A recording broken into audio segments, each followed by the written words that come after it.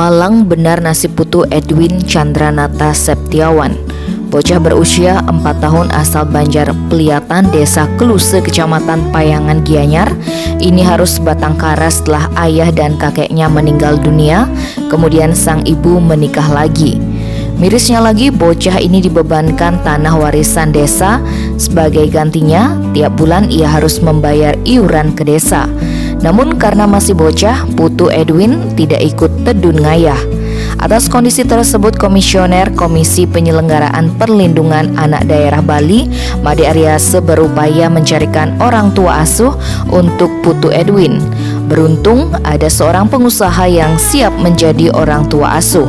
Menurut Aryase, dengan mencarikan orang tua asuh diharapkan putu Edwin memiliki jaminan untuk masa depannya.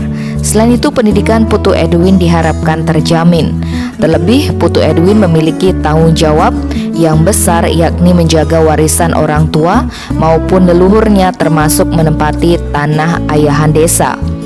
Pihaknya berharap nasib putu Edwin bisa menjadi perhatian semua pihak, mulai dari pemerintah Banjar, desa, kabupaten, dan tentunya dinas terkait. Di samping itu, pihaknya menilai perlu peran Majelis Desa Adat Gianyar terhadap beban tanggung jawab adat tersebut, serta pengembalian hak PKH warisan orang tuanya. Tim Bali Express melaporkan.